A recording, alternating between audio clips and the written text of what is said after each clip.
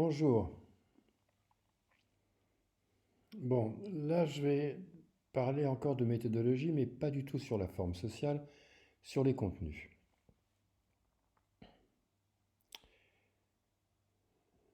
C'est pour moi très compliqué et en même temps très nécessaire, c'est bizarre, de choisir quel mot préciser et quand. Ça se voit peut-être pas parce que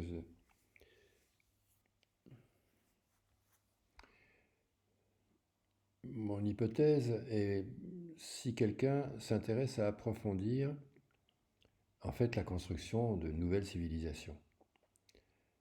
La construction de civilisations où on se familiarise à s'aimer par s'écouter et se connaître tous différents. Ce qui contient aussi les mondes intérieurs, évidemment, et ce qui a des conséquences colossales sur les mondes extérieurs, puisqu'au lieu de croire qu'on va toujours démontrer ces vérités en pratique par la force en imposant, on va juste enrichir ces vérités et surtout enrichir les décisions collectives.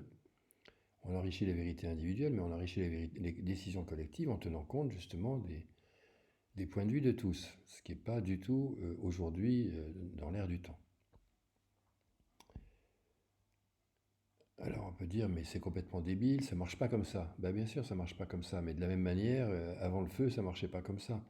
Avant la maîtrise du feu ou avant tous nos progrès technologiques, ça marchait pas comme aujourd'hui. La grande clé là, c'est de faire des progrès relationnels, c'est tout. Et donc la méthodologie sur les contenus, c'est compliqué parce que d'un côté, les progrès relationnels, c'est un peu comme les progrès technologiques, ça prend des millénaires.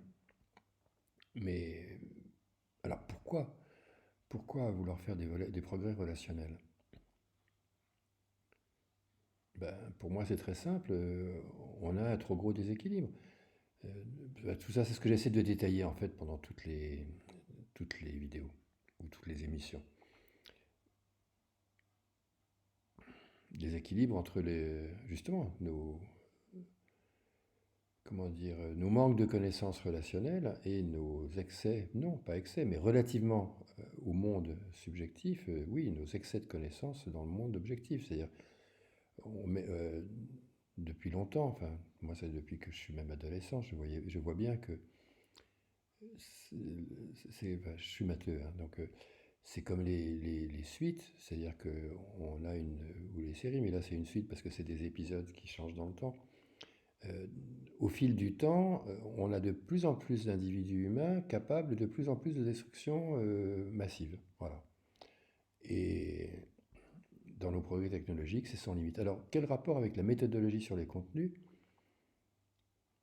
Ben, c'est que c'est pas simple du tout, du tout, du tout, du tout, d'essayer en même temps de présenter le plus clairement possible ce que je trouve. Voilà, la grande méthodologie sur les contenus, c'est de présenter ce que je trouve observable par tous.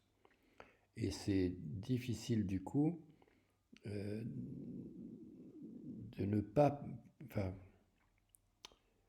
je pense que j'essaie d'éviter au maximum de trop parler de ce que moi je vois depuis mon point de vue.